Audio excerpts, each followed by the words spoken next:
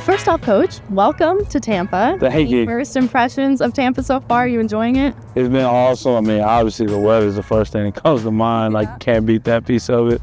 You know, cool nights, been warm in the afternoon. Like, obviously I'm in a hoodie right now, but bad wardrobe choice. Great place. Well, we are so happy to have you here. You have an elite offensive mind. You have experience as a player on the O-line. You are an O-line coach, offensive analyst. You know the importance of the run game. So how do you think your wealth of knowledge will influence the offense here at USF? Well, you know, first, you know, just starting with my room, like hopefully I can give those guys kind of more of a worldview of offense. Teach those guys what the offensive line is thinking, teach those guys what's happening in front of them, what's happening around them, give them a whole view of just the offense in general. And then as far as like helping the offense, man, I hope I'm doing a good job helping Coach Hoodie and building the run game, helping them in the protection piece the same way as a running back does. Hopefully as a running back coach, I'm doing the same thing for the offensive line coach. With 10 years of coaching experience, what qualities have you seen in players that have made them successful?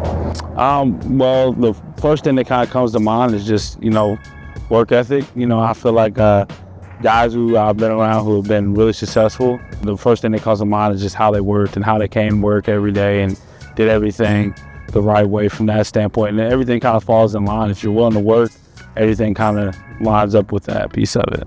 Well, you have been a part of 3 conference championship teams. You've been to 6 bowl games. What do you think are the biggest contributions to a winning program?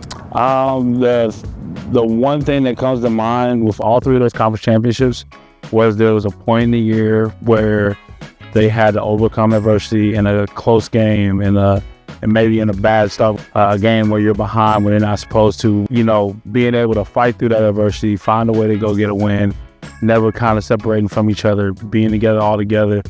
And so in all 3 of those cases, the fighting through that adversity, believing in each other, trusting each other, that's what to me makes a conference champion. Now to close this out, I have some rapid fire questions for you. Boy, here we go. Hometown? That's a loaded question.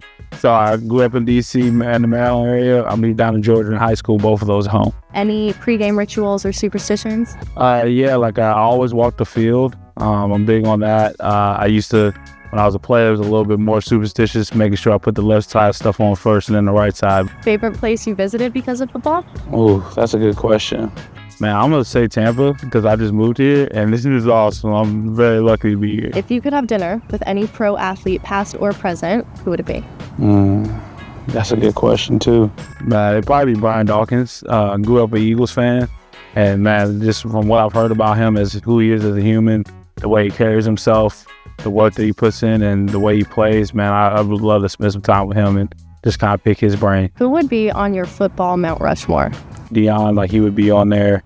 I was one of those O-linemen who didn't believe that he was an O-lineman, so I didn't watch as much O-line plays. I probably should. I'm going to say Doug Williams, Brian Westbrook, Randy Moss, definitely 4 most influential for me. If you could go back in time and witness any sporting event in history, what would you want to experience? Man, I would love to go back and watch the Texas USC national championship in 2000. Was at 6 again. Okay. I fell asleep halfway through, and I missed one of the greatest endings of all time. So I would love to see that again. Well, thank you so much for your time here today. I appreciate you. Thank you for having me.